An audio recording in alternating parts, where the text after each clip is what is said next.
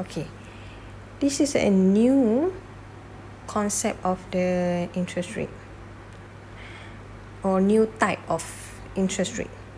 It is called the nominal interest rate or nominal rate of interest, or in other words, it can be called annualized percentage rate. Okay, I want to highlight that this term, the nominal rate of interest, sometimes is used in another way. It have another meaning to it.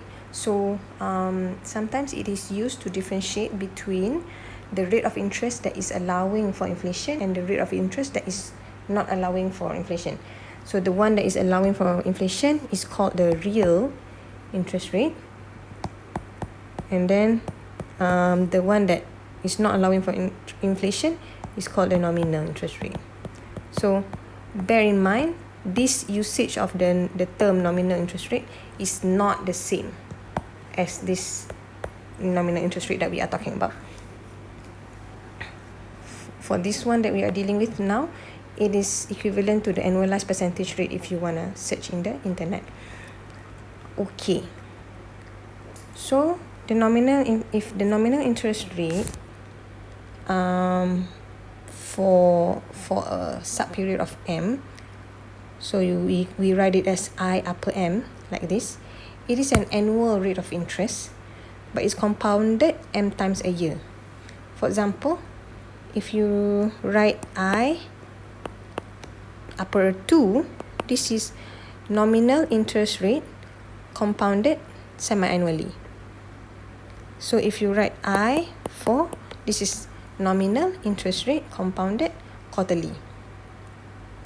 So if you want to find the J, that is for example, we want to find semi-annual J, semi-annual effective interest rate, then we just simply take the nominal interest rate divide by M.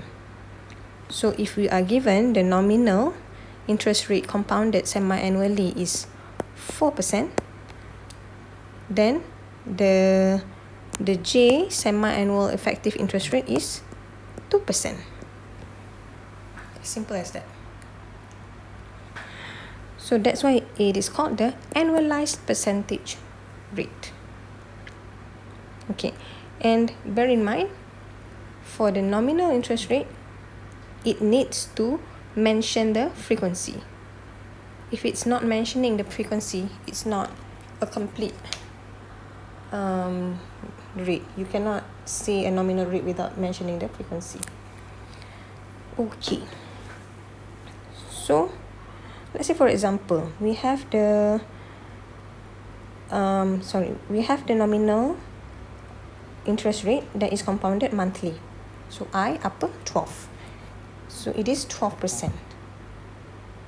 So what is the monthly effective rate? So we want to find the J. So the monthly effective rate is simply just 12% over 12, right? We want to find the monthly effective rate is 12% over 12. So it becomes 1%. Now, knowing this, the old relationship hold, the relationship that we learned earlier, 1 plus J to the power of M equals to 1 plus I. This is simply J, right? So once you understand this relationship, this is the old relationship that we learned earlier. 1 plus J,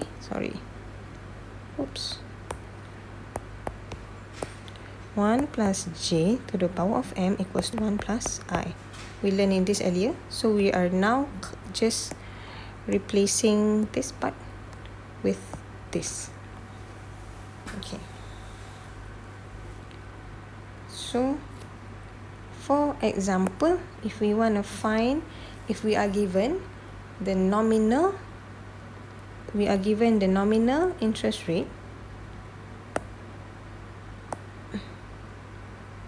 Okay, we are given the nominal interest rate, but we want to find the actual effective rate of interest for that period, then we will just do as follows. We want to find this. So we will just write this relationship, and then you will get the effective rate of interest. So in this case, it will be 1 plus 12% over 12 to the power of 12, and you will get 1 plus I. So I is going to be 12.68%. So what do you see here? The nominal rate of interest compounded monthly is 12%, but the actual is actually higher than 12%. It's actually 12.68%. Okay, so that is why banks, if they want to ask us to borrow money from them, they tend to use nominal interest rate when they want to quote their interest rate, because of course when we borrow money, we want to get a lower number, right? So instead of them being honest with us and say the effective interest rate, they will use the nominal interest rate. So okay, so again, I want to say nominal means it is not the effective annual rate. It is just a quoted rate of interest. At the end of the day, if you want to know how much interest are you earning or how much interest are you paying, you need to know the effective rate of interest. Okay, this is just an illustration. So when you are given a nominal interest rate, you need to derive the actual interest rate, and usually the actual interest rate is higher than this number. Okay, so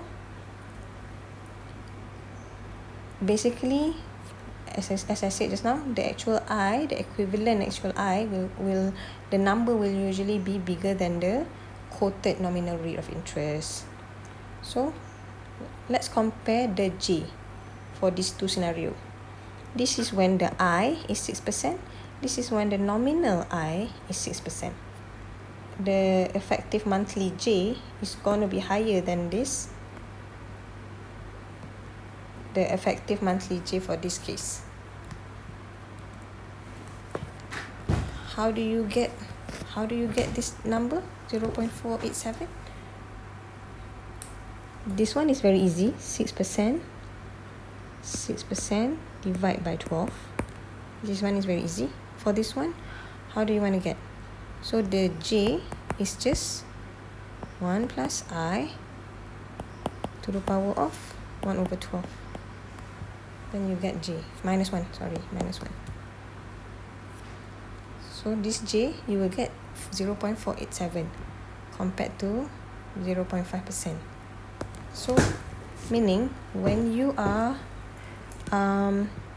when you are using the nominal rate, actually if you find the monthly J, the J actually is higher. So you are having a boost of interest at that sub period compared to the same number, but it is actually effective rate. So for nominal rate, there is a boost of interest rate for the sub period. Okay, I want to highlight to you because it is relevant when we look at this slide. So if you look at this case, I nominal rate compounded every 2 months, and this one is nominal rate compounded every month. Both is 6%. Which one would have a higher I? It's going to be this one. You know why? Because as I said, the nominal rate will give an extra boost of interest every sub period. So this one, the extra boost you will get every month. This one, the extra boost you will get every 2 months. So the earlier you get the extra boost of interest, the higher the effective interest is going to be, right? So of course, if you are investing, you will prefer this one. But if you are borrowing, you will prefer this one. Now, nominal rate of discount. The concept is still pretty similar. So, the nominal rate of discount, D upper M, is an annual rate compounded M times a year. M times a year. Okay. So, the monthly discount rate is K is equals to the nominal discount rate over M. Same way with the interest rate. So below relationship hold. 1 minus K to the power of M equals to 1 minus D kan. So this is just simply K. We are replacing with D upper M over M. Okay. So once you know this relationship, you can really derive whichever